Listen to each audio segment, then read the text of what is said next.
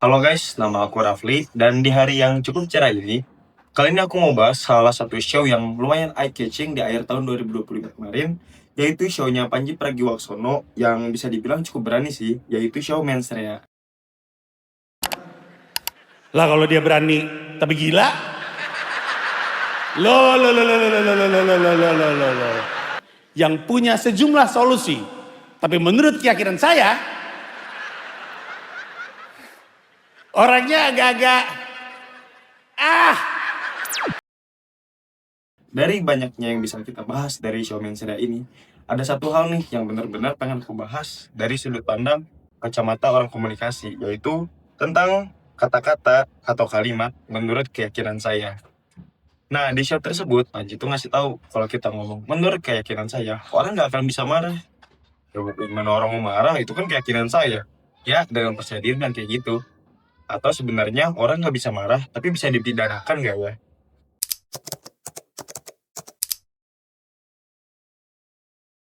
Nah, pada hari ini, kita bakal coba bedah fenomena perkataan menurut keyakinan saya menggunakan sebuah struktur segitiga terbalik.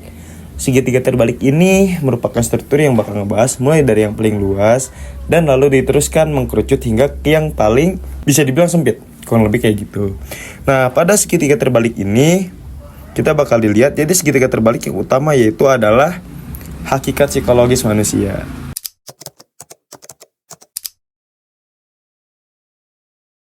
Nah, sebenarnya apa sih hakikat psikologis manusia? Oke, aku coba contohin. Kayak misal kayak gini. Aku bilang kalau ternyata rujak cingur itu makanan paling enak. Nah, tapi di sisi lain, kalian atau mungkin siapapun bisa ngebantah dan menyatakan bahwa enggak kok, makanan paling enak yaitu adalah rendang. Bisa juga kayak gitu. Nah, tapi coba kalau kita gunakan asumsi perkataan kita berdua ini di sebuah pengadilan. Apakah bisa terbukti kalau rujak cingur itu memang yang paling enak? Atau emang rendang yang paling enak? Itu kan tidak bisa dibuktikan secara ilmiah dan tidak ada bukti-bukti nyatanya. Nah, kenapa bisa seperti itu? Karena keyakinan itu adalah hal yang bisa dibilang bersifat subjektif. Keyakinan itu berada di dunia internal atau dikotomi kontrol setiap manusia.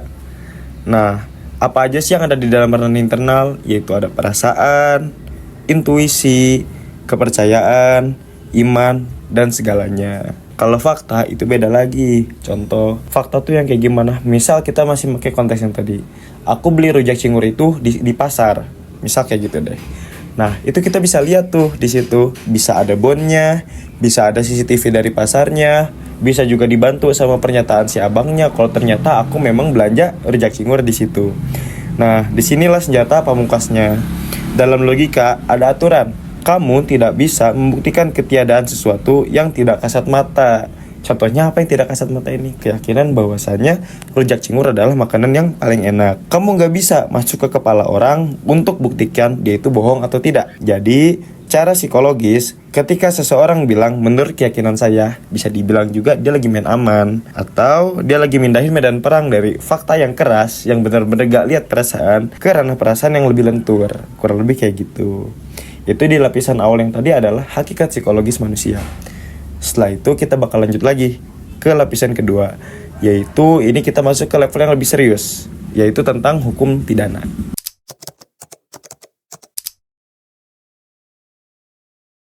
Kalimat ini bisa bikin polisi atau jaksa gor-gor kepala. Ayo kita belajar hukum secara santai dulu. Kalau kalian mau lapor orang karena pencemaran nama baik atau fitnah baik di KUHP maupun UU ITE, syarat wajibnya adalah ada namanya unsur kesengajaan atau dalam bahasa kerennya hukum bisa disebut dolus malus. Nah, artinya gimana? Artinya pelaku harus tahu kalau apa yang dia omongin itu salah tapi tetap dilakukan demi ngerusak nama baik. Atau mungkin penjelasan sederhananya gini, gue tahu kalau ternyata gue bilang kalau lu itu pembohong, gue tahu itu salah dan gue tetap ngelakuin itu, yaitu berarti di situ ada unsur niat jahat yang bisa disebut dolus malus. Nah, sekarang perhatikan bedanya. Kalimat A, dia itu maling. Ini adalah tuduhan fakta. Kalau nggak ada buktinya, ini bakal berubah jadi fitnah.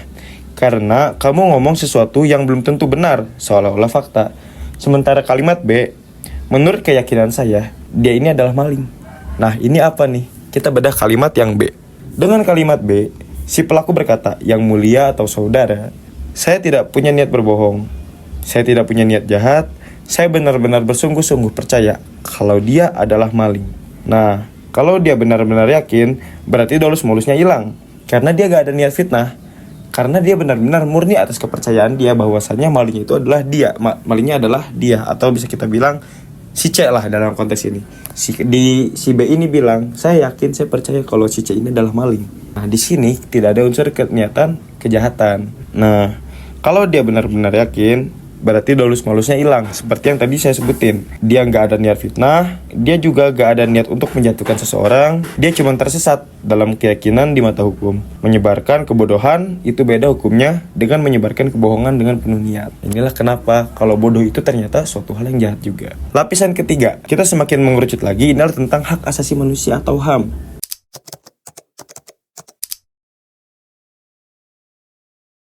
Nah, kita hidup di negara demokrasi. Dalam negara demokrasi, kita semua memiliki hak untuk berpendapat. Setiap orang bebas menyatakan apa yang mereka pikirkan. Hak paling mahal adalah hak berpendapat negara. Dengan segala aparatnya, nggak boleh sembarangan masuk ke otak kita dan mengatur apa yang boleh kita percayai dan enggak. Selama itu tidak menimbulkan kekerasan fisik. Kurang lebih seperti itu. Jadi, ketika ada frasa, menurut keyakinan saya, hukum melihatnya sebagai opini, bukan pernyataan fakta. Hukum pidana jarang sekali mengkriminalisasi sebuah opini. Tapi kita gak tahu kalau sekarang banyak kok orang beropini di sosial media tapi ujungnya kena gertakan. Nah, ini sebenarnya salah satu hal yang aneh ya di negara demokrasi ini. Oke, kita lanjut lagi. Kalau ternyata hukum melihatnya sebagai opini bukan pernyataan fakta. Hukum pidana jarang sekali mengkriminalisasi opini, karena kalau sampai opini dikriminalin atau kita bisa bilang dipenjarakan, digertak atau dapat apapun semacamnya, berarti semua kritikus, artis sampai ibu-ibu warisan bisa masuk penjara gara-gara omongan doang. Sebenarnya kalau kurang lebih logikanya kayak gitu sih. Sekarang mungkin teman-teman tahu kenapa opini-opini yang suka dikeluarin influencer seringkali digertak sama orang-orang, entah itu buzzer atau siapa, karena nyatanya opini mereka adalah opini yang berbahaya yang bisa membawa opini sekelompok masyarakat. Oke, lanjut, yaitu ada catatan penting di sini. HAM itu bukan lisensi untuk bebas. Ada batasannya. Batasannya yaitu ada yang namanya hate speech. Mungkin teman-teman di sini udah familiar sama apa itu hate speech, atau bisa dibilang ujaran kebencian.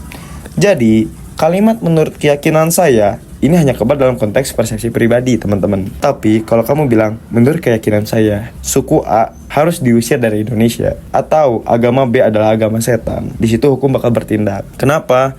Karena itu bukan lagi sekedar opini pribadi, tapi sudah hasutan kebencian terhadap suatu kelompok tersebut. Nah, segitiga terbalik kita akan hancur kalau sampai sentuh di area ini. Jadi sejauh ini kita ngebahas segitiga terbalik yang udah dikerucutin. Ternyata kita nyerang sesuatu hal yang berbau sara. Segitiga yang mengerucut ini udah hancur. Kita udah gak bisa lagi alat bantu bedah segitiga terbalik ini sebagai pembahasan kita di hari ini. Lanjut. Nah, sekarang kita udah sampai di ujung titik segitiga terbalik ini, yaitu yang paling runcing setelah melalui filter psikologis, yaitu setelah itu filter hukum dan juga filter hak asasi manusia. Lahirlah kalimat menurut keyakinan saya.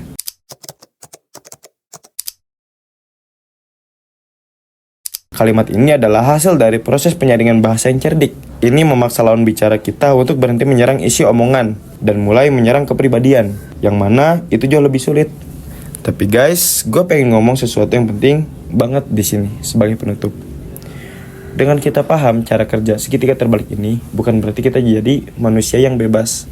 Manusia yang nir empati, yang berpendapat tanpa melihat situasi. Tapi dengan tak hafalnya kita atau memahaminya kita dari fungsi kata-kata menurut keyakinan saya melalui pembedahan segitiga terbalik ini, aku harap teman-teman bisa lebih kritis, bisa lebih cerdas dalam berdebat, bisa tahu yang mana ranah personal dan yang mana ranah publik, atau yang terdapat fakta di dalamnya. Kita gak bisa debat tahu-tahu ngomongin perasaan. Itu gak bisa. Karena dalam konteks debat, semuanya berdasarkan fakta di lapangan yang ada. Kita gak bisa bilang kalau debat, tapi nyatanya ibu tersebut dirugikan karena menangis sakit hati. Itu tidak bisa dibuktikan secara fakta, kecuali ibu itu menyatakan suatu pernyataan atau sekelompok masyarakat menyatakan pernyataan tersebut. Jadi teman-teman, setelah mengetahui cara kerja segitiga terbalik ini, aku minta bijak-bijak ya, dan tetap menimba ilmu, tetap menjadi cerdas, dan kita sama-sama menuju masyarakat baru.